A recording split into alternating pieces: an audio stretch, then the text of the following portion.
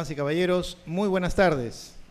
Les damos la más cordial bienvenida a la segunda jornada del primer encuentro anual de directivos públicos, un espacio de diálogo e intercambio dedicado a fortalecer las capacidades en la gestión pública, organizado por la Autoridad Nacional del Servicio Civil, Servir.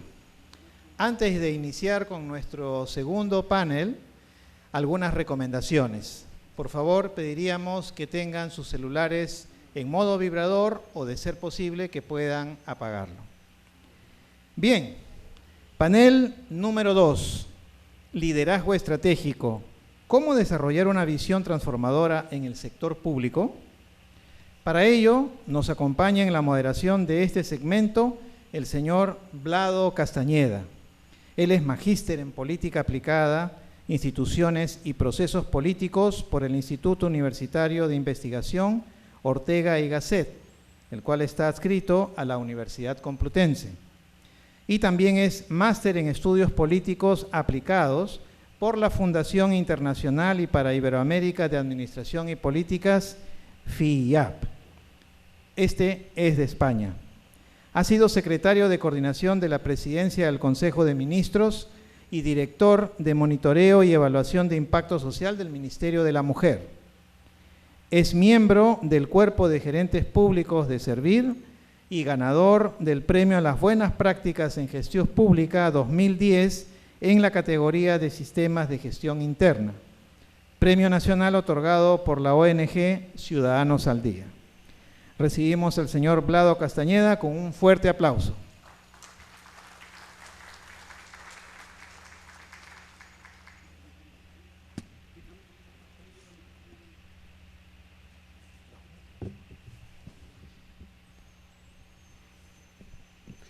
Muy buenas tardes. Hola, hola. Ya. Mejor para acá. Muy buenas tardes con todos y todas. Primero agradecer a Servir y al esfuerzo que está haciendo por ir integrando a los directivos públicos. Quiero primero dar mi saludo a los gerentes públicos, que a partir de un decreto legislativo en el año 2008 se comenzó a conformar este cuerpo de gerentes en el país, y luego ya con la ley de servicio civil se va evolucionando hacia la dirección pública, hacia los directivos públicos. Y bueno, yo sé que ya hay algunos directivos públicos que han ganado por concurso su asignación en el Estado, otros directivos públicos que están desarrollando esa acción a partir de cargos de confianza o también de concursos públicos.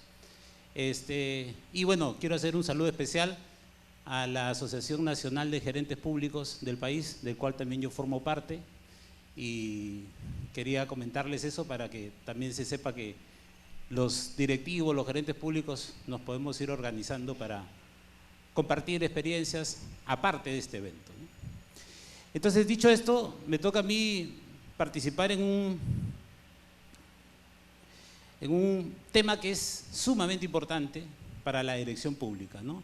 El liderazgo estratégico y cómo eso se relaciona para tener una visión transformadora del sector público. Y para eso vamos a tener 4 invitados que voy a ir invitándolos a pasar y comentando sobre su rápido currículum vitae. Primero empezamos con la colega que viene desde Argentina, algunos de ustedes seguro la han visto ayer, Ana Gabriela Castellani, es doctora en Ciencias Sociales de la UBA, exsecretaria de Gestión y Empleo Público en Argentina entre el año 2019 y 2023 y actual asesora en temas de capacitación del CLAP. Bienvenida, Ana.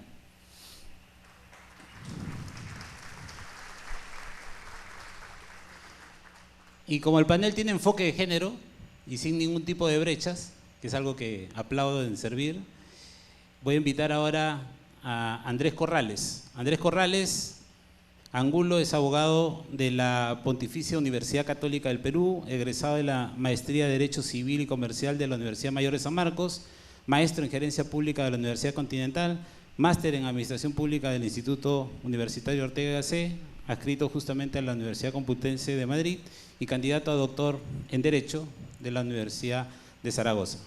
Se ha desempeñado como gerente de desarrollo de la Gerencia Pública en Servir, ha sido jefe de gabinete del Ministerio de la Mujer y Poblaciones Vulnerables y asesor de alta dirección en la Presidencia del Consejo de Ministros, entre otros ministerios. Actualmente es gerente corporativo de educación continua de la Universidad Continental. Un gusto, Andrés.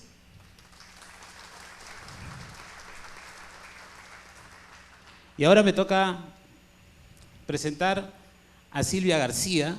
Silvia García, doctora en Administración de Empresas por la Escuela de Negocios, SEADE, Argentina, magíster en Administración Estratégica de Empresas por la Escuela de Negocios de Centrum, de la Pontificia Universidad Católica. Cuenta con más de 20 años de experiencia en gestión de personas, cambio y liderazgo y organizaciones públicas y privadas. Es comunicadora empresarial de la Universidad de Lima, máster internacional en liderazgo en EADA, Barcelona, España, coach internacional acreditada por la IAC, profesora de meditación en Satya Yoga Perú y Yoga Alliance, Estados Unidos. Cuenta con formación de neurociencias aplicada y es fundadora de la organización Legendarias y directora de la carrera de Administración y Recursos Humanos de la Universidad Peruana de Ciencias Aplicadas, de la UPC.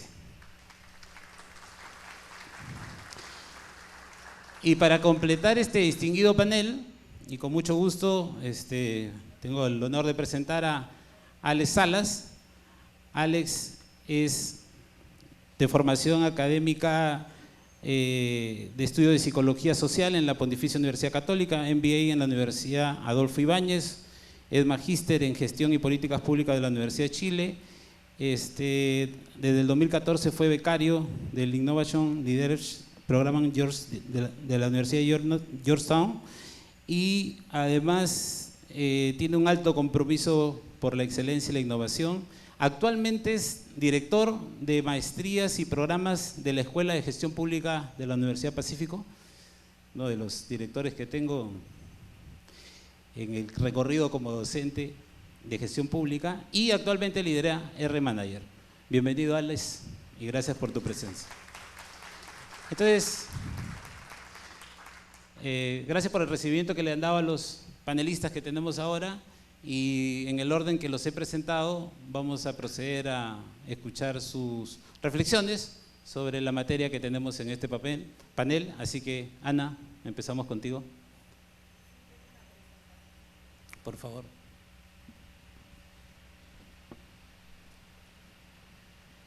Buenas tardes. Es una presentación muy breve para abordar uno de los ejes que me parecía interesante profundizar de la conferencia de ayer para este panel. No es necesario que hayan estado en la conferencia de ayer para que puedan entender esta presentación en lo más mínimo. Así que les agradecería si colocan la presentación y ya podemos arrancar. Vamos a abordar un tema específico que está relacionado con una de las competencias que considero más relevantes que tienen que tener los directivos públicos. Perdón, ¿está la presentación o no? ¿Sí? Ya está, bárbaro. En estos tiempos, que no es una herramienta nueva, pero ahora empieza a estar en boga. Insisto que no es nueva porque tiene un uso de mínimo 70 años en distintos ámbitos. Sobre todo en estrategia militar se ha utilizado mucho la perspectiva estratégica como una herramienta. En la administración pública tiene menos trayectoria y les quería mostrar algunas reflexiones vinculadas a esta temática. Primero, ¿qué entendemos por perspectiva estratégica? Lo mencionamos ayer, pero no está de más volverlo a recordar. Es una disciplina científica que tiene por objeto el análisis de escenarios futuros, la determinación con herramientas metodológicas precisas de escenarios futuros. ¿Eso qué nos permite? No adivinar el futuro, porque claramente ese futuro no está escrito en ningún lado, sino sencillamente a través del análisis de los datos del hoy se establecen tendencias posibles con probabilidades diversas de que se produzcan determinadas evoluciones de esas variables que configuren escenarios diversos, Y en esa configuración de escenarios diversos se toman hoy decisiones a los efectos de ver cómo esos escenarios pueden alejarse o acercarse en función de nuestros objetivos. ¿Cuál es la implicancia fuerte entonces de la perspectiva estratégica? Primero, trabajar hacia el futuro deseable con las herramientas de hoy. Pero segundo, eso no es una expresión de deseos, no es una construcción de un escenario utópico que no tiene anclaje en la situación concreta del presente.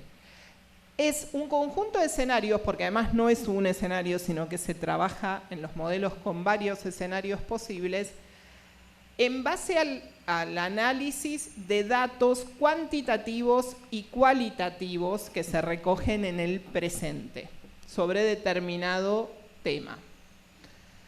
Y eso, insisto, permite readecuar cursos de acción en el presente. Hay muchas opciones que nos permite la perspectiva estratégica, como una disciplina de apoyo en la dirección pública concretamente. Una es la que más estamos repitiendo, la de los futuros posibles. Pero no es solamente eso. Además de esa definición de mira estratégica, que tiene que ver con el análisis de escenario y los futuros deseados, digamos, la primera línea que tenemos, nos permite construir una herramienta que es complementaria de la perspectiva estratégica, que es la planificación estratégica. Si yo ya tengo un set de decisiones en torno al horizonte al que quiero llegar en términos de futuros deseables y posibles, construir una planificación acorde a esa estrategia es fundamental para poder lograr esos objetivos. Y eso nos permite ponernos por una vez en la gestión, que es difícil, yo lo sé, estuve 4 años al frente de una secretaría compleja en mi país, de salir del presente continuo de la gestión. O sea, la gestión es un presente continuo, todo el tiempo un problema nuevo, uno se resuelve y uno se pierde en ese presente continuo. Es importante tener claridad sobre el horizonte, sobre el futuro deseable, pero no, insisto, desde una lógica voluntarista. Es deseo que el futuro sea así, porque a mí me parece desde algún valor ético, moral, etcétera, que debe ser así, sino que ese futuro deseable está anclado en las tendencias del presente, que se analizan con una metodología específica que permite modelización de los distintos escenarios. Y eso nos permite, además de parar un poco la pelota y reflexionar y reorganizar las acciones que desempeñamos en el día a día, anticiparnos a necesidades futuras. Por ejemplo, en el caso de las áreas de recursos humanos, para establecer qué tipos de puestos se van a necesitar en el futuro inmediato, cómo tendríamos que readecuar, por ejemplo, acciones de capacitación para lograr tener a ese personal con la reconversión necesaria, con las nuevas competencias que se requieren para ese escenario futuro. En ese sentido, es pertinente para la administración pública utilizar esta herramienta metodológica clave que tiene un enfoque disciplinario, interdisciplinario, que abreva en varias disciplinas, entre otras cosas porque nos permite establecer prioridades. Como el tiempo es de los bienes más escasos en la gestión y los recursos también, tener claridad de meta de hacia dónde se puede llegar a ir en función de un escenario probabilístico nos ayuda mucho para poder establecer prioridades, minimizar riesgos emergentes que uno visualiza, primero ser conscientes de que existen y reencauzar las acciones en pos de esos objetivos. Y eso redunda en términos organizacionales en una profesionalización clara de la administración pública. Mirar mejor, como decíamos ayer, mirar más lejos, mirar de manera más amplia, con profundidad y de una manera distinta a la que estamos habitualmente acostumbrados a atender ese presente continuo de sacar el problema del día, ¿no? ¿Cuál es la situación en nuestros países, en los países de Iberoamérica? Yo en este momento estoy asesorando en el CLAD sobre temas de formación y capacitación, y uno de los estudios que hice estaba relacionado con ver, bueno, ¿qué pasa en Iberoamérica con esto, con la perspectiva estratégica? ¿Hay registros de práctica? Sí. Sorprendentemente, en la mitad de los países, un poquito más, hay prácticas de perspectiva estratégica aplicados a distintos ámbitos del sector público, como puede ser el sistema de previsión social o el de salud, etc. Ahí están los países que, entre ellos Perú, tienen algún tipo de experiencia de registro de una práctica o una iniciativa. También hay otros que no tienen nada, al menos visible, ¿no?, en nuestro análisis. Ahora bien, ¿cuántas de esas iniciativas uno podría decir están pensadas para el funcionamiento de la propia administración pública? No para servicios públicos, ¿no?, sino una mirada sobre la propia administración pública, con una mirada estratégica sobre cuál es la administración pública o los escenarios posibles de la administración pública o del servicio civil en los próximos 3 años, 5, 10, 15. Y ahí ya es bastante menos la cantidad de ejemplos que hay en la región iberoamericana. Y además, cuando miramos la oferta de formación, o sea, cuántos países ofertan en sus escuelas o institutos herramientas de perspectiva estratégica, nos encontramos que esto es muy, muy reducido. Pero no solamente en términos de países, incluso en aquellos que hay muy poca cantidad de cursos. Es un tema que no está en la agenda fuerte de la capacitación y formación, y eso llama la atención porque en otras áreas, yo hice el relevamiento también de otras áreas del mundo en materia de capacitación en administraciones públicas, y ni en Europa o ni en Asia hay tanto, o sea, precisamente en Europa y en Asia hay mucho más hincapié en estas temáticas que en Iberoamérica, perdón, me había confundido. Así que la invitación es a empezar a adentrarse un poco en esta herramienta, probar, tratar de ver si se puede construir un trayecto formativo relacionado con eso. El CLAD, obviamente, desde su escuela ha incluido, en función de estas áreas de vacancia, un conjunto de cursos vinculados con esta temática, y la idea es instalarlo como una de las herramientas que nos permitan a los directivos públicos llegar con nuevas competencias a estos liderazgos innovadores que necesitamos en los países de la región. Muchas gracias. Gracias, Ana. Pasamos la posta a Andrés.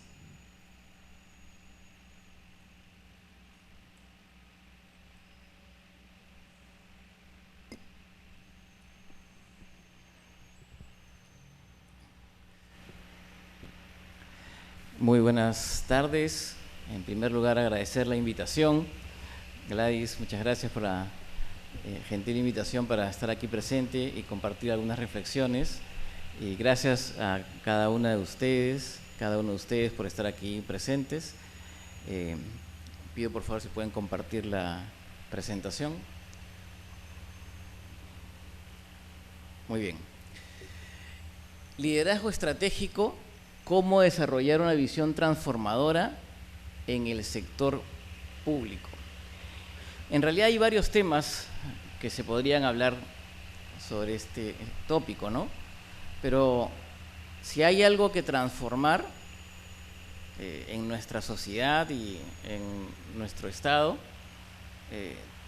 hay mucho por transformar. Pero probablemente podría, dado lo corto del tiempo, concentrarme en una cosa, y es la confianza.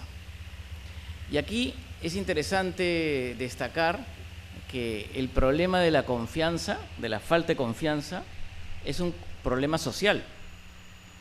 Miren ustedes ahí en este estudio del Latinobarómetro del 2024, a nivel de la región, el 10% de los peruanos confía en otros, ¿no? En otras personas.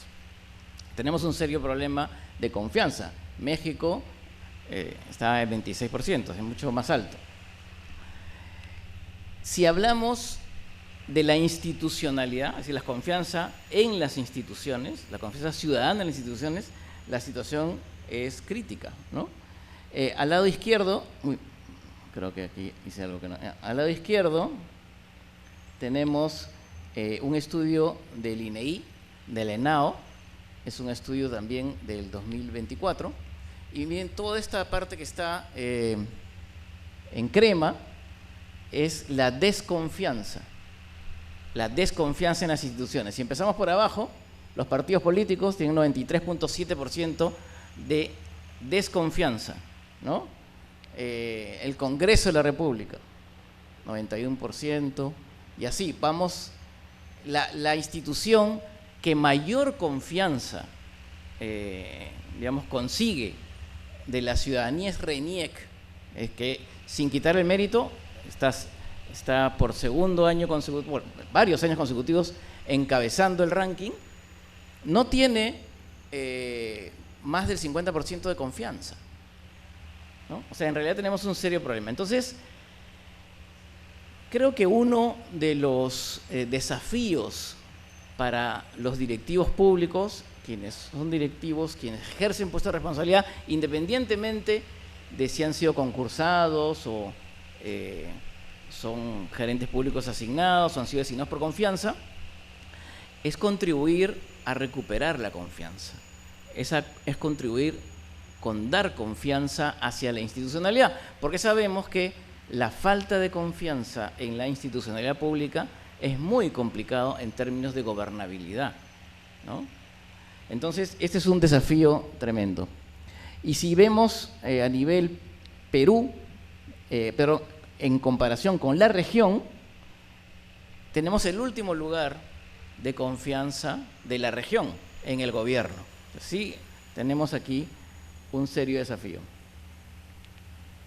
Entonces, les propongo como una alternativa para trabajar el liderazgo estratégico de los directivos públicos para recuperar la confianza en este marco conceptual o framework de los Inner Development Goals, que, digamos, así como tenemos los ODS, ¿no?, que en inglés son el SDG, que refiere a los desafíos externos, ¿no?, el qué hacer, las capacidades de cómo hacerlo, las capacidades internas de cómo hacerlo se abordan a través de los Inner Development Goals, los objetivos de desarrollo personal. Entonces, este framework es un framework muy interesante que nos permite tener como una suerte de hoja de ruta de cómo los directivos, las directivas pueden fortalecer su liderazgo estratégico. La primera dimensión es la dimensión del ser, el liderazgo que empieza con uno mismo, ¿no? Esta dimensión primera del liderazgo. Nadie puede liderar a otros si no es capaz de liderarse primero a sí mismo. Y eso pasa por una serie de elementos. Ustedes van a poder reflexionarlos, pero yo quisiera solamente concentrarme en uno, ¿no? Uno de esos elementos de liderazgo con uno mismo, que es la actitud y la mentalidad de aprendizaje, ¿no? A veces tenemos el riesgo, y hemos visto, y nos puede contagiar, de creer que el cargo viene con una dosis de conocimiento automático, ¿no?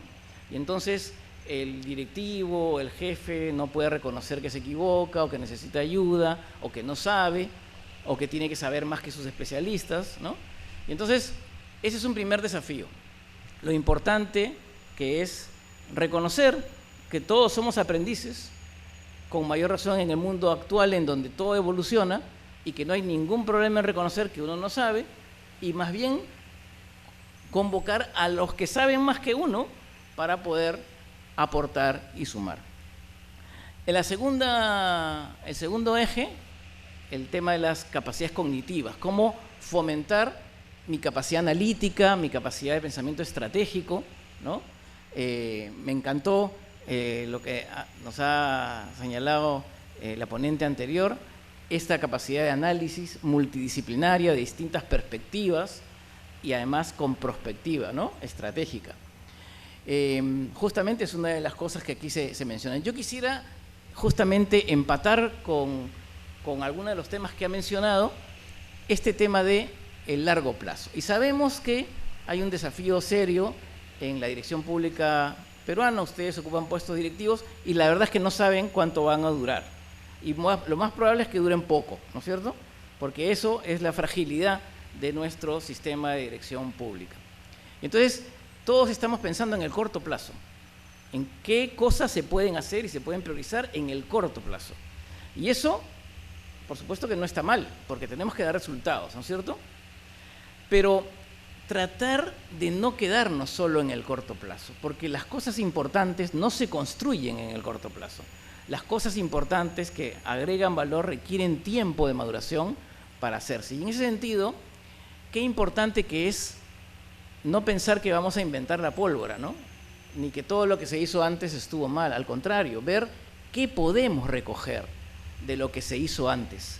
¿Qué de lo que se hizo antes, de lo que hizo su predecesor, la gestión anterior, es rescatable, se puede poner en valor y sobre ello construir? Y ojalá que las personas que lo sucedan a ustedes tengan esa misma actitud de continuar aquellas cosas que ustedes inicien con esa mirada, no solo de corto plazo, sino del mediano y largo plazo. Siguiente eje, relacionarse, ¿no? Este es el eje de cómo nos ubicamos, ¿no? Cómo tenemos esa humildad, ¿no?, esa empatía. Y hay que pensar en el ciudadano, ¿no?, sobre todo en el ciudadano. ¿Qué cosa puedo priorizar que sea el mayor dolor que el ciudadano del sector en el que me desenvuelvo está experimentando? ¿Qué cosa puedo movilizar, ¿no? De repente no muchas cosas, priorizar una, dos cosas que pueda realmente cambiar para generarle un impacto y pueda cambiarle la vida, que pueda cambiar sus condiciones de vida. Empatía, ponernos en su lugar. Y para ponernos en su lugar también hay que tener esa humildad de no pensar, no dejar que el poder nos obnubile. El poder es fugaz, el cargo es fugaz, va a pasar. Y ahí es muy importante también el cable a tierra con tu equipo. Cómo escuchar, cómo ir a conocer, cómo involucrarse y poder escuchar y recibir sugerencias, feedback que seguramente van a ser de mucho aporte. El siguiente eje, colaborar, las habilidades sociales. Y aquí hay otra, también pueden profundizarlo, pero quisiera concentrarme en una idea. Con tanta debilidad institucional que tenemos en el país, a veces para que las cosas duren, no se pueden anclar solo en la institucionalidad pública. Necesitamos alianzas con el sector privado, con la sociedad civil, con la academia, para que las cosas buenas que se están haciendo continúen más allá del paso que ustedes tengan en el puesto directivo que están desempeñando, ¿no? Generar mecanismos que anclen esos proyectos con otros. Y obviamente eso supone colaborar con otros y generar confianza también con otros. Y finalmente, el último eje, actuar, ¿no? Hacer que las cosas sucedan. Y aquí se requiere efectivamente valentía, creatividad, constancia, ¿no?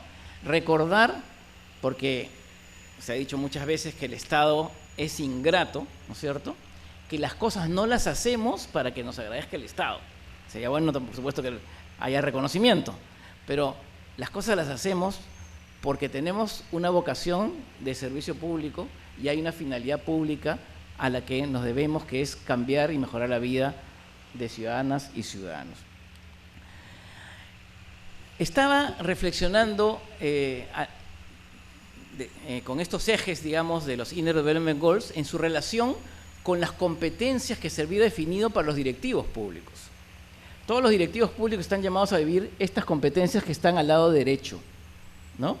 Liderazgo, visión estratégica, vocación de servicio, trabajo en equipo, capacidad de gestión, orientación a resultados y articulación con el entorno político. Entonces yo veía que efectivamente hay una correlación, ¿no? El ser con el liderazgo, ¿no? el pensar con la visión estratégica, esa competencia, relacionarse con la vocación de servicio, colaborar con el trabajo en equipo y actuar con la capacidad de gestión y la orientación a resultados. Y la articulación con el entorno político es un habilitador. Sobre ese tema, ustedes van a tener un panel dedicado íntegramente al tema. Y yo pensaba también que a veces estas competencias de los directivos públicos las hemos visto como de forma independiente. Las competencias en azul de la izquierda son las competencias directivas y las de la derecha son las competencias transversales. Y como transversales son comunes a todo servidor civil, directivo y no directivo.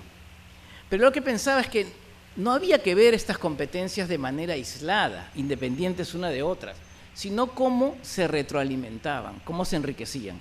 Y entonces veía que la competencia de liderazgo se afinaba con la competencia de vocación de servicio. Entonces tenemos un líder de servicio, la visión estratégica con la orientación a resultados, pensando que la visión estratégica obviamente tiene que ver con cómo afuera, cómo en el ciudadano impactamos, la capacidad de gestión con el trabajo en equipo. No podemos hacer las cosas solos. Y la articulación en entorno político, como decía, con este habilitador. Eso era lo que quería compartir con ustedes. Espero que les haya servido, porque justamente creo que este framework, estas competencias articuladas, pueden ayudarnos en este desafío de recuperar la confianza. Gracias. Gracias, Andrés. Te voy a quitar unos minutos, Andrés. Te voy a quitar unos minutos en el próximo bloque, ¿eh? Pero está muy bien lo que has comentado. Silvia. Gracias.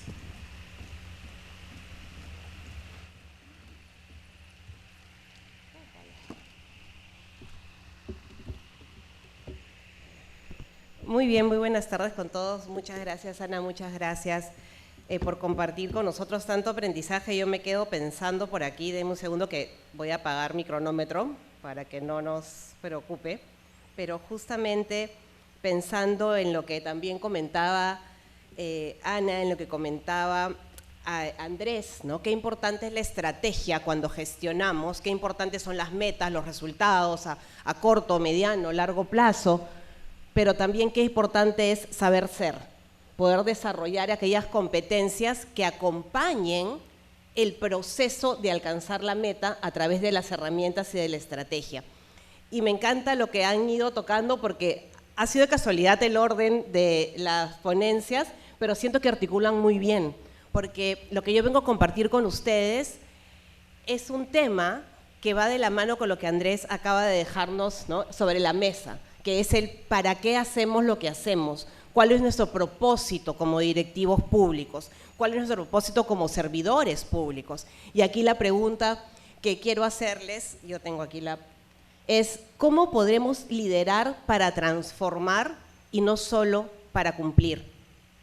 Yo he vivido lo mismo que ustedes, estando más de 15 años en el sector público, y siempre he vivido también lo que ustedes viven, ¿no? Muchas veces lo urgente reemplaza lo importante, ¿no? Y la estrategia que teníamos se va como reencauzando para atender lo que en ese momento, a corto plazo, es prioritario. Sin embargo, también nos damos cuenta que volver a conectar con aquello, ¿no?, que es la esencia del para qué estamos, es clave, ¿no? Los directivos públicos, ustedes, tienen hoy más que nunca esta responsabilidad de ser líderes que, como dice el título del panel, lideren esa visión, transformen a sus equipos, pero como también dices, con confianza. Sin confianza, imposible implementar una estrategia que al final sea exitosa. Entonces yo quería compartir con ustedes, es un modelo, digamos, organizacional que ha creado Simon Sinek, que es un consultor inglés, ha escrito muchos libros al respecto y es experto en liderazgo, ¿no? Si bien no es un modelo teórico académico, es un modelo que nos ayuda a mirarlo a nivel organizacional para entender cómo se da la dinámica, el comportamiento organizacional en las instituciones, tanto públicas como privadas. Y cuando hablamos de este círculo dorado, él nos dice que dentro de las empresas, ¿no?, y organizaciones funcionamos de determinada manera. Primero tenemos el círculo más externo, que es el qué. El qué tiene que ver con el resultado, lo que hemos dicho, ¿no? Tenemos tantas atenciones que hacer, tantos trámites que realizar, tantos objetivos que alcanzar, anuales, semestrales, etc. También nos dice que está más profundo el cómo. En el cómo estamos viendo el proceso, es decir, en cada una de esas entidades habrán normativas, procedimientos, procesos que seguiremos para poder alcanzar ese qué. Pero también nos dice que como el corazón, ¿no?, de la organización tiene que ver con, él lo llama en su libro en inglés el why, el por qué. Y el por qué tiene que ver con el propósito. Y para ustedes, para nosotros como directivos públicos, el propósito es generar valor público. ¿Cómo? Sirviendo al ciudadano, impactando en la vida de las personas. Y una cosa muy interesante que sugiero ponerle a este círculo dorado, más que el por qué, es el para qué. Nosotros tenemos una riqueza muy profunda en nuestro lenguaje español, que es la palabra para qué, que no existe en el inglés, que no existe en el francés. El para qué te lleva dentro. Muchas veces el por qué nos lleva afuera. Ah, porque mi jefe me dijo, porque el Estado lo hizo, porque el país está así. Cuando hablamos del para qué, estamos entrando a nosotros, a hacernos responsables de algo, a hacernos cargo del para qué hacemos lo que hacemos. Y si como directivos nosotros tenemos claro nuestro para qué, y cómo cada uno de los para qués de cada entidad suma a un para qué país, entonces nosotros podremos lograr que nuestros equipos se comprometan, no solamente sabiendo el proceso, no solamente teniendo la normativa, sino que recordamos o los ayudamos a recordar para qué estamos aquí, para qué vamos 12, 8, 9 horas al trabajo todos los días. Y esto no es solamente algo que dices, ah, pues es que como un buen líder tiene que hacer que su equipo se sienta motivado. Eso sí, pero también la motivación viene de cada uno. Y ahí es cuando hablamos de no solamente un modelo empresarial o un modelo empírico, sino que el modelo que presentó Simon Sinek se basa en las neurociencias, en la biología y en la psicología. ¿Y cómo relacionamos esto con lo que podemos lograr si realmente interiorizamos en las personas con las que trabajamos y en nosotros mismos el poder del propósito? Este es nuestro cerebro, ¿no? Nosotros nuestro cerebro ha ido desarrollando capas evolutivas, ¿no? Muchos autores los llaman también los 3 cerebros, ¿no?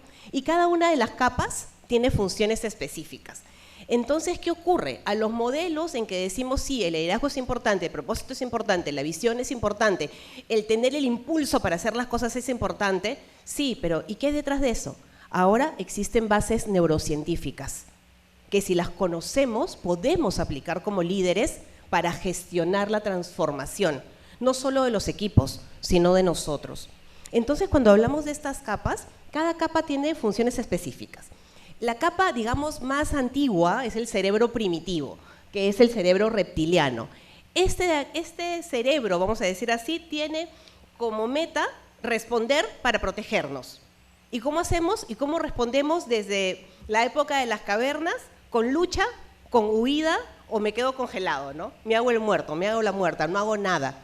Entonces, ¿qué ocurre? Cuando el cerebro percibe amenazas, automáticamente o ataca, o huye o se inmoviliza. Y lo mismo ocurre con nuestros colaboradores. Por eso cuando decimos que no hay confianza, por lo tanto no hay seguridad. Si no hay seguridad, entonces yo tengo que defenderme inconscientemente.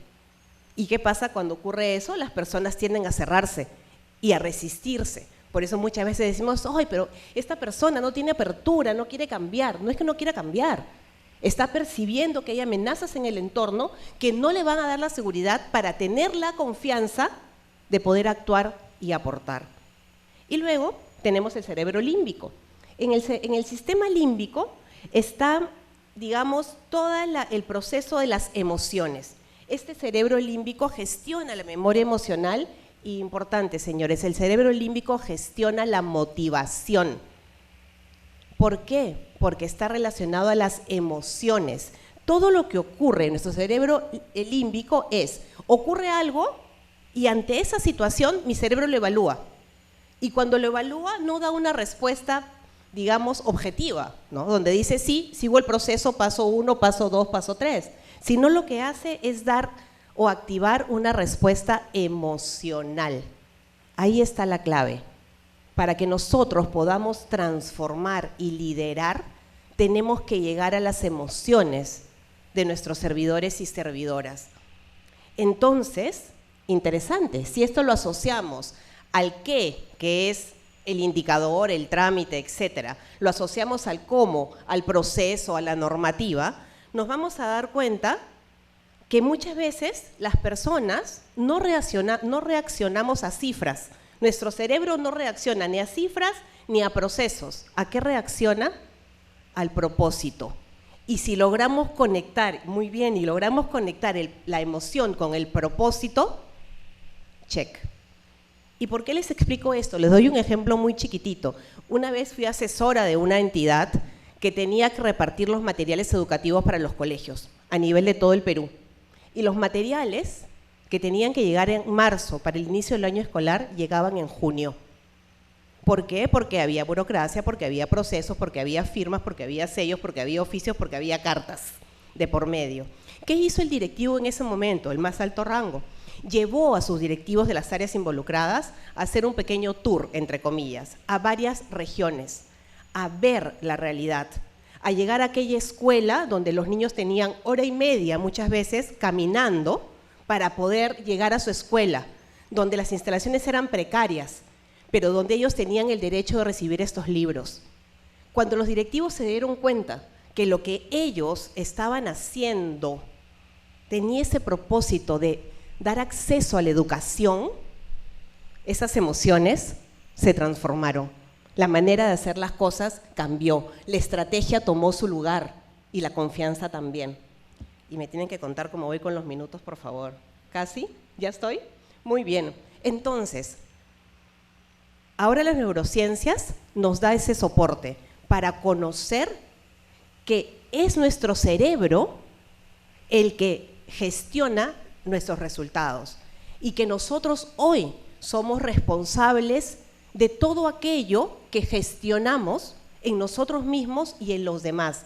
Y algo mucho más importante, que cada cosa que ustedes hacen como directivos tiene un impacto en su equipo, en el ciudadano, en la ciudadanía, en nuestro distrito, en nuestro país y finalmente en la sociedad. Y pues es de mi parte, y nada más dejarles rapidito aquí algunos libros que les recomiendo que puedan revisar si quieren ver temas de neurociencias, temas de mentalidad de crecimiento, mentalidad fija, y uno último importante, que para generar confianza tiene que haber un entorno donde se provea la seguridad psicológica. Timothy Clark es espectacular en eso, se los recomiendo. Muchísimas gracias. Gracias, Silvia.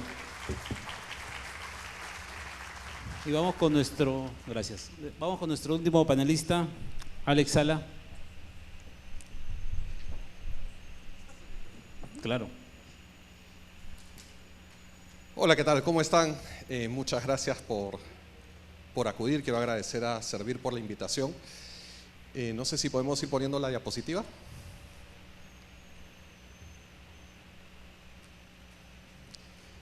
¿Tienen la presentación por ahí? Ahí está, perfecto. A ver, quería comentarles primero, la Escuela de Gestión Pública de la Universidad del Pacífico es una comunidad, ¿ya? Es una comunidad que está compuesta de docentes y alumnos que investigamos, trabajamos y nos esforzamos cada día por mejorar la gestión pública de nuestro país, contribuyendo, aunque sea con un granito de arena. Y una cosa importante para nosotros es siempre abordar las preguntas incómodas, que son las que finalmente no nos permiten avanzar en la gestión pública. Es abordar esas preguntas que todos las tienen en mente, pero que no muchos nos atrevemos a decirlas. ¿Cómo voy a implementar una nueva visión en mi organización si ni siquiera tengo una planilla homogénea? ¿Cómo la gente va a creer en mí si soy la 24ª autoridad que dice que va a hacer cambios en la organización? ¿Cómo voy a ejercer un cambio sostenible en el tiempo si sé que mi tiempo de vida como directivo no es mayor a 16 meses en promedio? Bueno, no se los digo para deprimirnos, ¿ya? Porque justamente nuestro trabajo en la escuela es dar herramientas para ver cómo manejar esas situaciones. Pero lo más importante es justamente cómo aterrizamos eso en una herramienta. Y eso es lo que, debido a los 10 minutos, he traído solamente una lámina. Ok, solo para efectos así, para orientarnos, van a haber muchas flechas, ¿ya? Muchísimas flechas. Y las flechas van a tener un signo positivo o un signo negativo, ¿ya? El signo positivo significa una relación directa. Por ejemplo, si como más, engordo más. Esa es una relación directa, ¿no? Y cuando tiene un signo menor, es una relación inversa, ¿ya? Fumo más, tengo menos salud, ¿ok? Respiro menos. Aumenta uno, disminuye el otro, ¿ya? Esa es un poco la convención con la cual vamos a ver esto. Y bueno, vamos a hablar de cómo implementar una visión transformadora dentro de las organizaciones. Ya hemos visto la parte macro, veamos en lo micro, en lo que tenemos que transformar. Muchos de ustedes deben de estarse preguntando eso. Bueno, el primer paso es tener una narrativa o una visión.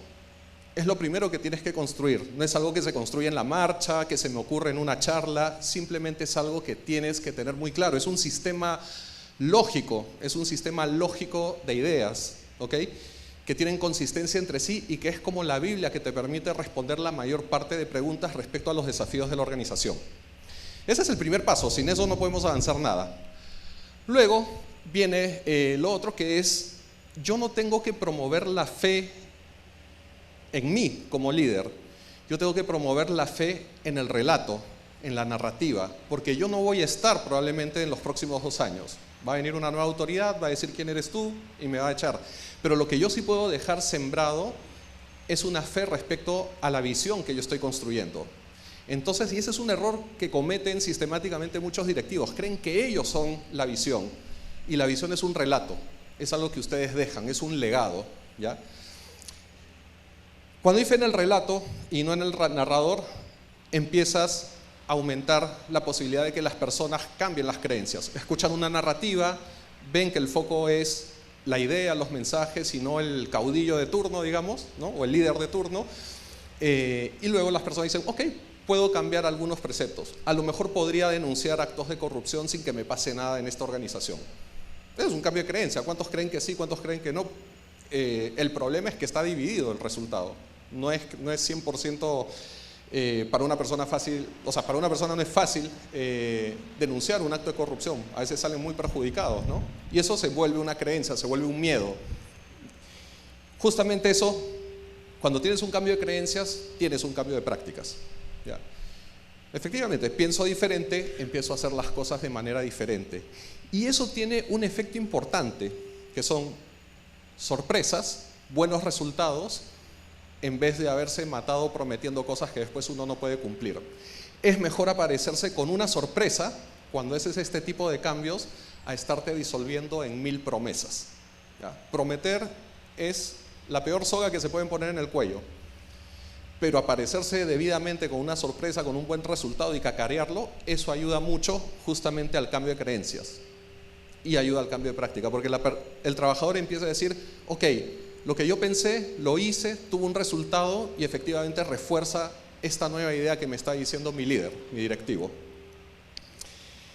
Y por supuesto, todo eso da algo que es importantísimo, que es la base de la confianza. Si disecamos la confianza y la vemos por dentro, el primer elemento, el primer KPI de la confianza es justamente la consistencia del líder.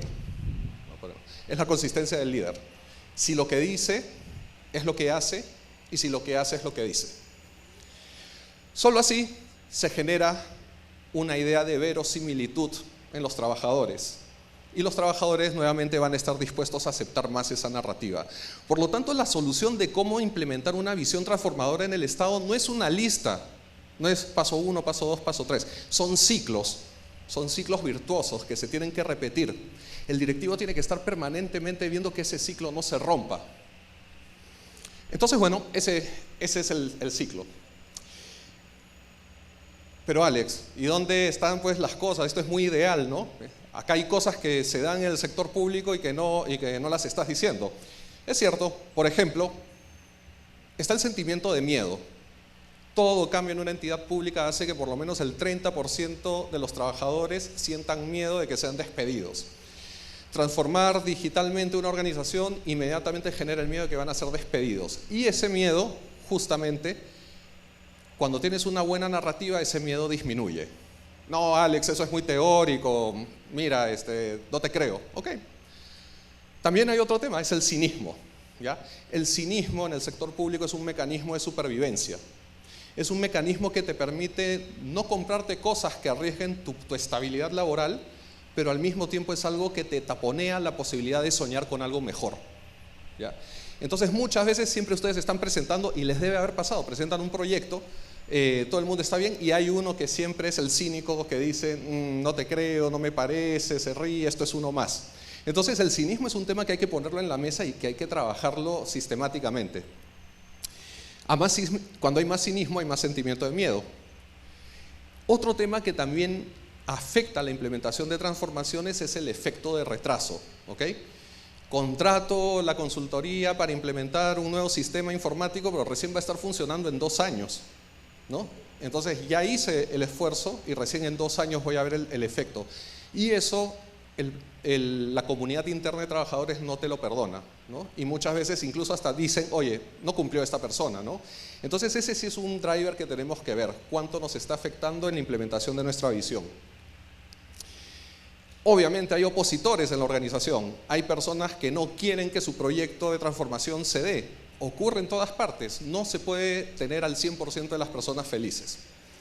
La única manera de tener 100% de las personas felices es dejando el status quo y que nadie esté pues incómodo, lo cual tampoco es posible.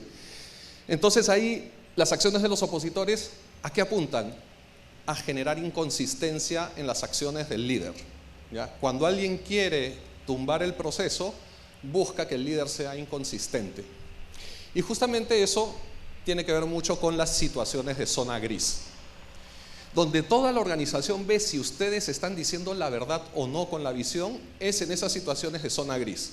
Yo dije que no iba a permitir un tema de acoso, pero resulta que el número 2 de mi organización hizo un chiste sexista. Y ahí la organización te está mirando y te está diciendo, lo que tú habías dicho, ¿lo vas a cumplir o no? Y dependiendo de cómo resuelvan esas zonas grises, es ahí donde se ve si la visión era cierta o si era un capítulo más de una telenovela triste que es cambiar la gestión pública en el Perú sin resultados. Luego, acá hay un tema importante. Acá ya les hablo de las soluciones. Ok, tenemos el problema, no se depriman, hay soluciones.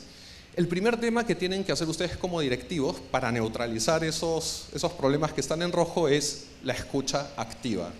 Escuchar activamente a las personas, ganarse la confianza de los principales grupos para que ustedes puedan comprender dónde están los miedos, dónde se paralizan, dónde definitivamente sienten que no lo van a hacer bien, dónde hay temas que ellos no saben pero no admiten que no lo saben, que eso es lo peor que nos puede pasar en gestión pública. Y por el otro lado también ayuda a dar consistencia a las acciones del líder, de cada uno de ustedes. Por el otro lado también es importante tener apóstoles. Ustedes solos no van a lograr cambiar la visión ni transformar la visión de una entidad si es que no tienen a sus jefes inmediatos o directivos inmediatos haciendo apostolado. Y probablemente uno de aquellos que está haciendo apostolado va a ser quien tome la sucesión cuando ustedes les retiren la confianza o finalice su periodo en la organización.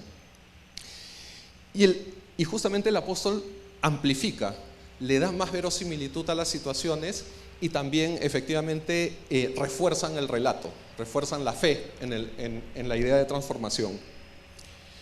El otro tema que es importante es la administración de premios y castigos, justamente en situaciones de zona gris. Yo tengo que ser consistente cuando premio a un trabajador y por qué, y cómo eso se conecta con la visión transformadora que quiero implementar en la organización. Si hago eso de manera inconsistente, no hay consistencia, y si no hay consistencia, como ven ahí, no hay verosimilitud, la narrativa se debilita y se pierde la fe en el relato. Bueno, el otro tema son reglas simples. cómo podemos poner la visión en 4 o 5 reglas simples.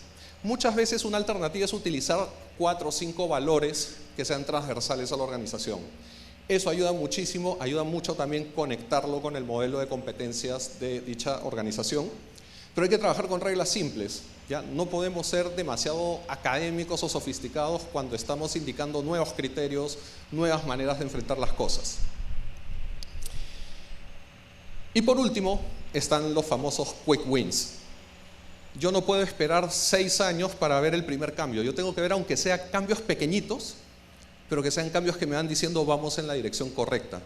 Efectivamente, nos está resultando lo que estamos haciendo. Tiene un efecto práctico, la gente se siente de manera diferente y la gente quiere más de esta nueva visión, de este nuevo modelo, de esta nueva manera de hacer las cosas. Y ellos se quedarán con la narrativa. Ustedes se van a ir probablemente tarde o temprano en sus entidades, pero va a quedar eso. Y eso va a generar una mejor organización, un mejor recuerdo y por supuesto una mejor gestión pública. Eso sería básicamente, prometí que era una diapositiva, así que bueno, muchas gracias. Gracias, Alex. Bueno, yo tengo que hacer un resumen bien complicado. El tema tiene varias aristas, varios elementos. Voy a tratar de concatenar las cosas, como tratando de hacer el esfuerzo un poco académico de que se vea un solo mosaico, ¿no? Han dicho varias ideas, cada uno de su perspectiva. Yo las voy a tratar un poquito de ordenar. Creo que una cosa en la que han coincidido, explícita o implícitamente, es en el enfoque del futuro. No hay forma de valorar el liderazgo en transformación si no me enfoco en el futuro. Han hablado de perspectiva, han hablado de visión, han hablado de cambio. Una segunda apreciación que es muy importante es qué debo generar para que podamos ir hacia esa visión transformadora. Y muchas de las exposiciones han coincidido también explícita o implícitamente en la generación de confianza. Pero me ha gustado, y agradezco que me hayan elegido en este panel a los de Servir, porque la confianza a veces es mirada por la confianza que debemos conseguir en el ciudadano. Está bien, esa la han comentado algunos de ustedes, pero también la confianza es un efecto que debemos conseguir en nosotros, los directivos. Pero también la confianza es la que debemos construir con nuestros equipos. Me he quedado con esa narrativa que decía Alex, que hay que tratar de tener al inicio. Pero para ir hacia eso, no hay que perder de vista la acción. Todo eso se queda en la teoría, se puede quedar en el mejor libro de gestión pública. Algunos de nosotros hemos escrito varios libros, y se puede quedar en el papel, si no pasamos a la acción. Y eso creo que eso está en una contribución que ha hecho Andrés de la acción, del actuar, pero del actuar en un enfoque de buscar el cambio, de facilitar el cambio. Yo creo que ahí está también el grueso de lo que ustedes han ido compaginando. Y luego para eso, para hacer esa actuación, ahí viene lo que ha relevado Andrés, lo que le ha dado con todo Ana, que es las competencias, y para generar esas competencias hay que desarrollar capacidades permanentemente. Creo que por más competente que seas hoy, de repente lo que hoy tienes como competencias, de repente no sirva para el futuro.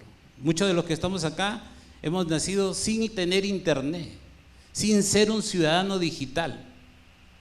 Pero mi hijo, mi hija, mis sobrinos, los que van a nacer digitalmente.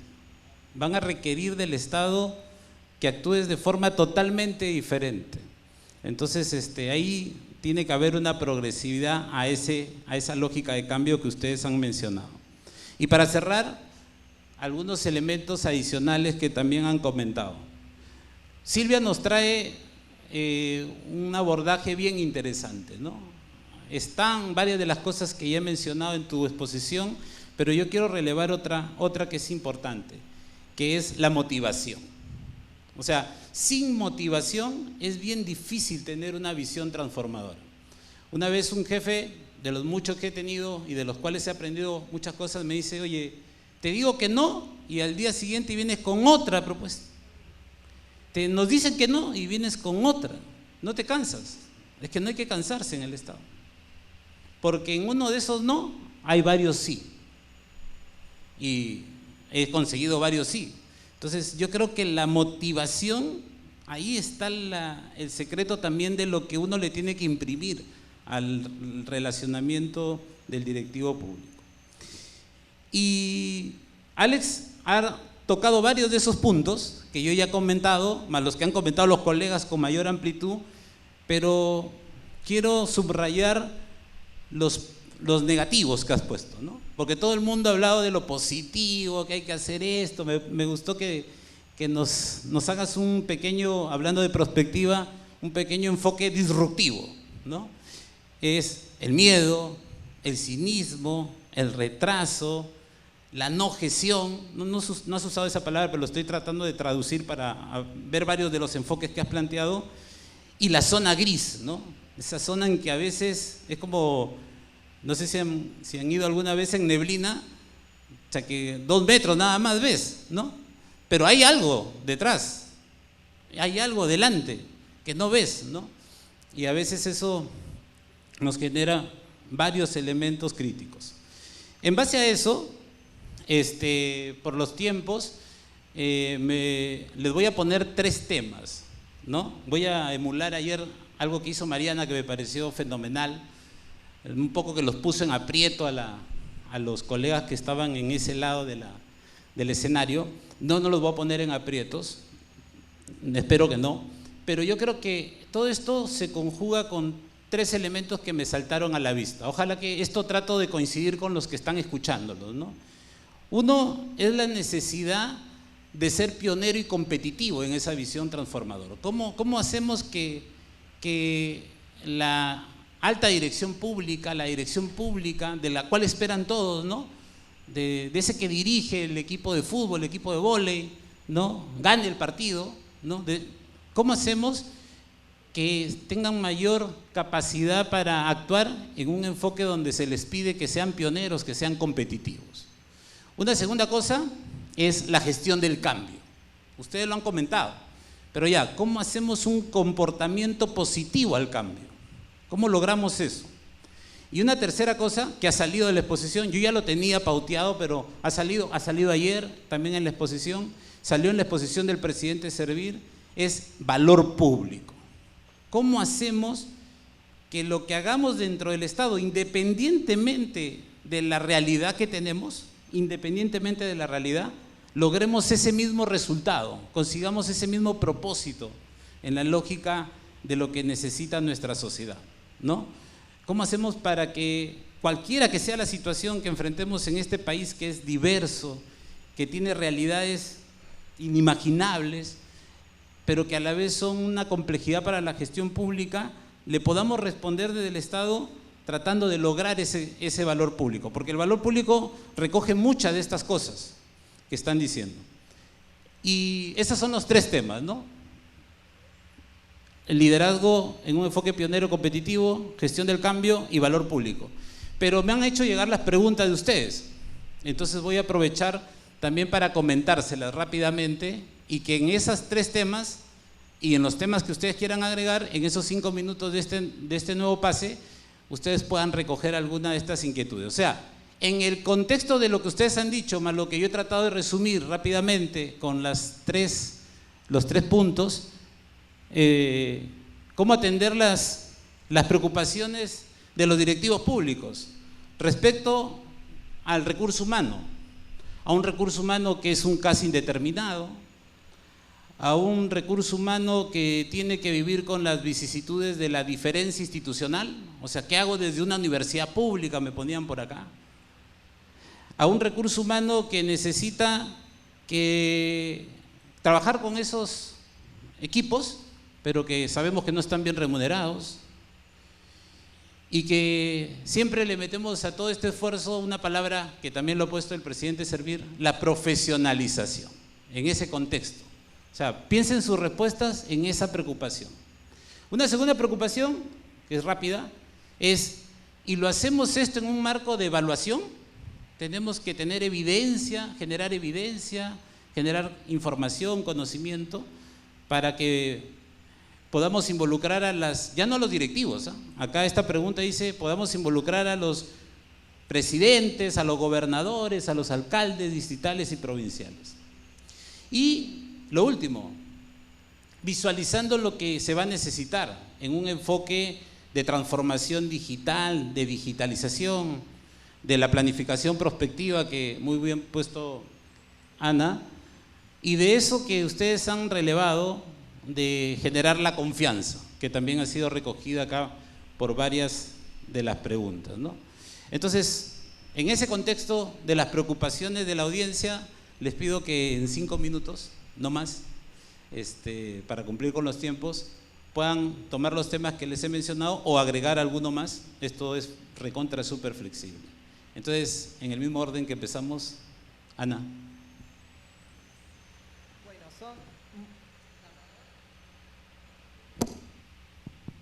Está prendido, sí. Son demasiadas las aristas, no voy a poder abordar todas, no creo que valga la pena tampoco, porque está bueno irse con todas esas preguntas, ¿no? Para poder también trabajarlas y pensarlas a la luz de lo que vamos reflexionando en las presentaciones, en los paneles. Sin haber estado preparado, creo que el panel tuvo una secuencia lógica bastante fuerte, porque abordó diversos temas que van hacia un mismo punto, que se terminan de condensar en la última presentación. Y yo ahí creo que es importante identificar, como se hizo ahí, el tema de cuáles son los factores que te obstaculizan. Muchos de esos factores que te obstaculizan son datos, son inamovibles, o sea, como decimos, hay una dotación que es esta y yo tengo que trabajar con esto. Entonces, que la narrativa que uno le ponga al propósito para orientar la acción sea una narrativa que trasciende esa realidad pura y dura, porque así se puede generar esa idea de propósito, está muy bien, pero tampoco caer preso de la idea de que voy a poder cumplir con esa narrativa orientadora si mi base de recursos o mi dotación de recursos es muy escasa. Entonces hay que tener esta orientación a la acción para activar el propósito, para escalar. Siempre vamos a haber generado un liderazgo transformador en la medida en que logremos desde donde partimos incrementalmente ir un poco más allá. Ya con ponerle orientación a la acción, créanme, hacen una diferencia enorme. Porque muchas veces el gran problema que yo he observado en mi vida de trabajo en equipos y de liderar equipos en la academia y en la gestión pública es que muchos no entienden por qué hacen lo que hacen. Saben muy bien lo que hacen, pero no terminan de ubicar esa acción en un todo más amplio, como se vio, como fue construyendo Alex en la última presentación. Entonces, en el momento en que haces el clic, que ves que tu parte forma parte de un todo y que tenés un líder que orienta ese funcionamiento, esa conducta del todo, se producen esos saltos que nosotros pudimos ver bien claramente con los elementos, con las herramientas que nos brindaron el resto de los colegas en las presentaciones, porque ahí están los cambios. Sin dudas va a cambiar. Sin dudas va a cambiar. Alguno no cambiará, alguno quedará creyendo que esto no va a andar. Bueno.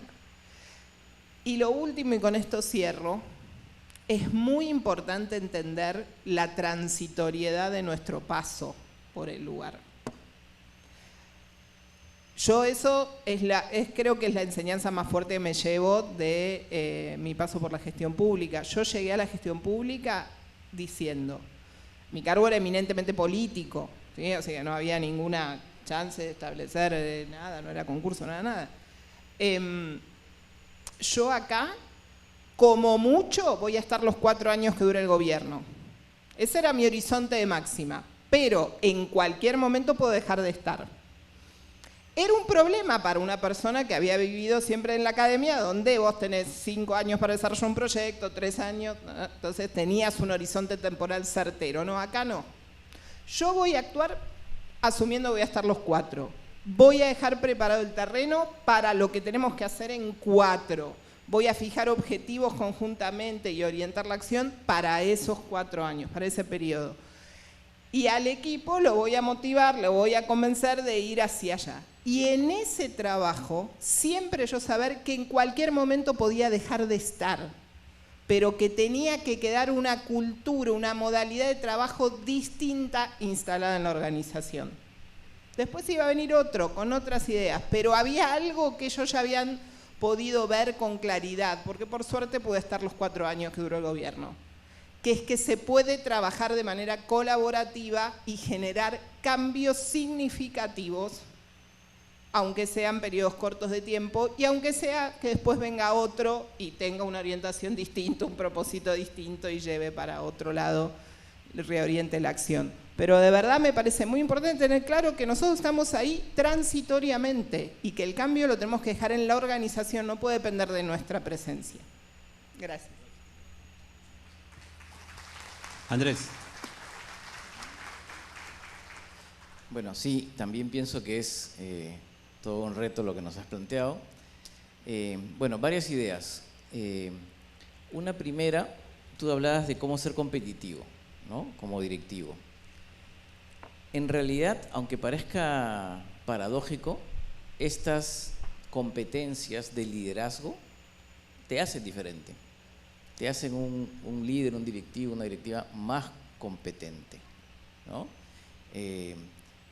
Estas competencias que antes se llamaban habilidades blandas o soft skills y ahora se les llama power skills, ¿no? Si uno revisa el reporte del Foro Económico Mundial de las competencias que el mundo demanda, están efectivamente las de inteligencia artificial, de Big Data, y de ahí vienen todas las power skills.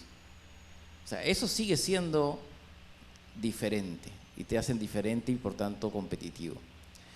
Y también, parte de los temas que hemos tocado en varios momentos, yo lo podría llamar como la empatía hacia el ciudadano, porque finalmente, ¿qué cosa es el valor público que mencionabas?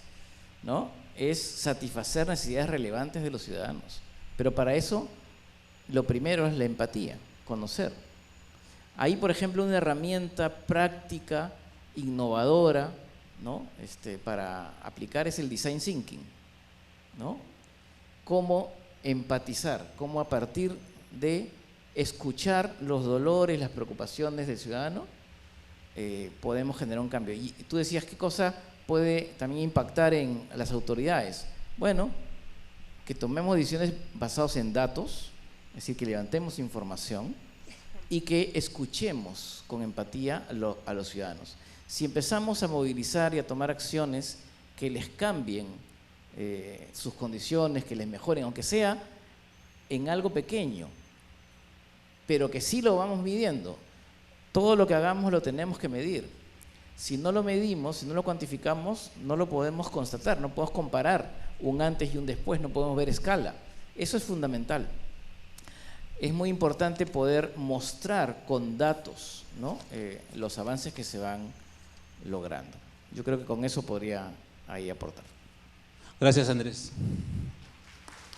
Silvia.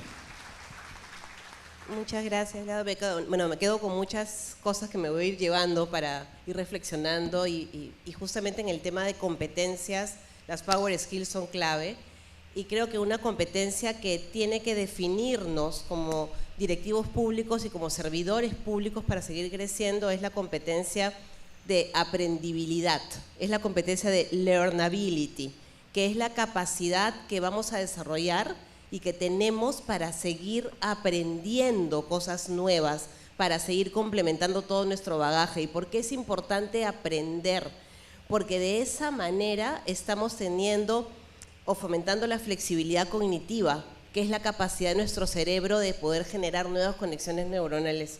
Y eso hace que podamos estar más atentos, más alertas, con mayor foco, mejor toma de decisiones, estrategias claras, esa visión que aunque sea a corto plazo o a mediano, ¿no?, me va a permitir mirar el bosque y no solamente enfocarme en el problema o en la situación. Y muchas veces cuando tenemos que gestionar, ¿no?, estos procesos de cambio, que al final son transformaciones, ¿no?, porque nada cambia de blanco a negro, mejoramos algo que hoy de repente, como dices, es un dolor o es algo que queremos tener como un paso adelante, como esta generación de valor público. Lo importante también, como dijo Ana, es que las personas sepan cuál es su rol en ese sistema. Cuando nosotros nos vemos como parte de un enfoque sistémico, como un engranaje, entonces no somos un directivo público del área A que a ver qué le pasará al del área B, o peor aún, la otra entidad ni siquiera es importante para mí, ni la tengo en el mapa, sino que cuando trabajamos como un sistema realmente se puede generar la cooperación, porque somos corresponsables y codependientes también del otro y de sus resultados y de su aporte. Y hablando del tema de cambio, ¿por qué muchas veces es tan complejo cambiar? Es porque algunos autores hacen el símil, o de ahí nace esta curva del cambio, ¿no? Nace de la curva del duelo. Los duelos, las pérdidas son muy dolorosas, igual los cambios para el ser humano, en la psicología. Entonces, ¿qué ocurre? Cuando alguien afronta, o una persona afronta un cambio, dice inmediatamente, no, eso no puede estar pasando, y vamos con la negación. Y después viene la resistencia. Y es ahí donde encontramos todas, pero todas las razones del mundo por las cuales este cambio no es viable. Entonces, ¿qué podemos hacer como directivos? Porque bueno, de ahí sigue la negociación, la aceptación, el entusiasmo, etcétera, ¿no?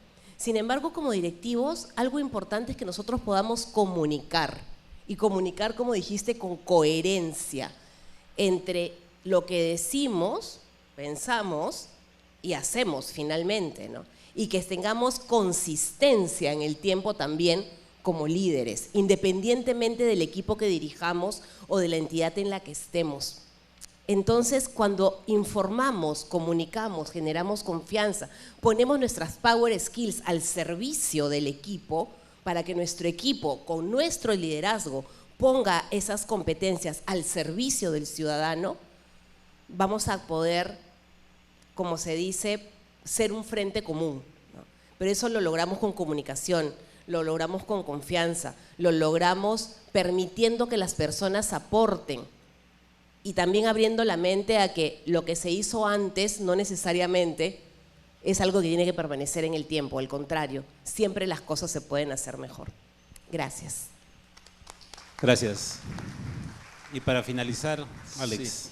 Yo quería responder cortamente dos preguntas. La primera, respecto al valor público, ¿ya? Y quizás aquí se genere un poco de controversia.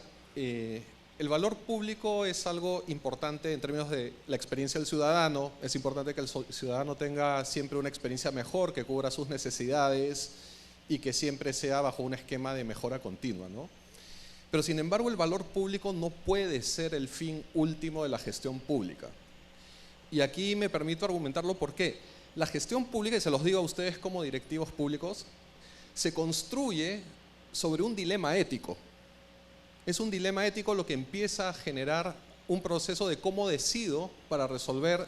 Cuando yo tengo un sol que lo pongo en educación, es un sol que estoy quitando a salud. Cuando yo pongo un sol en salud, es un sol que estoy quitando a seguridad. Tenemos recursos finitos y todas nuestras acciones en gestión pública indirectamente terminan perjudicando a alguien dentro del país. Entonces yo nunca puedo olvidarme de ese dilema ético cuando tomo mis decisiones como directivo. Yo prefiero ser un poco más eficiente en mi gasto presupuestario y poder dejarle al Tesoro Público mayores fondos para que se puedan atender otras partidas, otras carteras, otros sectores. Porque hacer una experiencia wow al estilo sector privado, ¿no? Donde la persona diga, ay, me siento en una entidad privada. No, es que el privado tiene, su gestión la construye sobre otro problema, es cómo enriquezco al accionista, ¿no? Y está bien, es legal, es legítimo, pero es otro juego. Nosotros siempre construimos la gestión sobre un dilema ético y eso es lo que a nosotros nos hace personas absolutamente objeto de escrutinio público. Y también cuando tú resuelves un dilema ético, tienes el problema en que no vas a dejar contento al 100% de la gente, ¿no? Y por esa masificación de esa indignación es que empiezas a tener los problemas y los movimientos políticos, ¿no? Entonces, sí es importante el valor público en la parte del servicio, pero el verdadero valor público es cómo administras los recursos para generar el menor daño posible por externalidad negativa o por falta de financiamiento a otros ámbitos de la existencia del ciudadano. Esa es una primera respuesta. Y la otra, sobre la profesionalización y la competitividad. Nosotros en las maestrías de la Escuela de Gestión Pública de la Pacífico arrancamos todas las maestrías con un curso de empleabilidad para el sector público, ¿ya? Lo primero que les preguntamos es, ¿para qué diablos te has metido a esta maestría? ¿Por qué estás yéndote estás llegando 2 noches tarde y te estás peleando con tu pareja?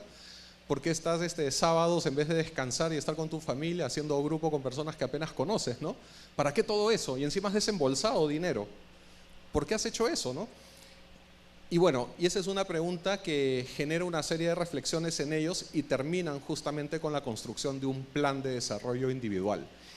Y una cosa que es muy importante y que hacemos nosotros en esos cursos es no te limites a ubicarte y verte solamente en el territorio peruano. Tú estás en una faja de tierra que se llama América Latina, que tiene ciudades, ahí está Trujillo, está Cali, está Bogotá, está Buenos Aires, todas son ciudades a las cuales puedes prácticamente moverte. Sí hay unos temas tributarios que te complican la vida, pero tú no solamente tienes que ser el mejor en el Perú, tú tienes que ser un referente regional, un referente en donde desde México hasta Chile puedan decir que tú eres la persona que más domina en gestión pública. No te conformes solamente con ser el número 1 en Perú, ¿no? Y bueno, de 10 personas, 6 o 7 efectivamente lo aplican, 2 o 3 lo hacen a medias y de ahí abandonan y bueno, siempre hay uno que no, tampoco hacemos milagros, ¿no? Pero eso es bien importante, no solamente circunscribirnos a Perú, o sea, Latinoamérica es un territorio continuo con ciudades, somos bien parecidos por más que busquemos las diferencias y en ese espacio es donde nosotros tenemos que buscar la excelencia, no solamente a nivel local. Esa sería la intervención. Gracias.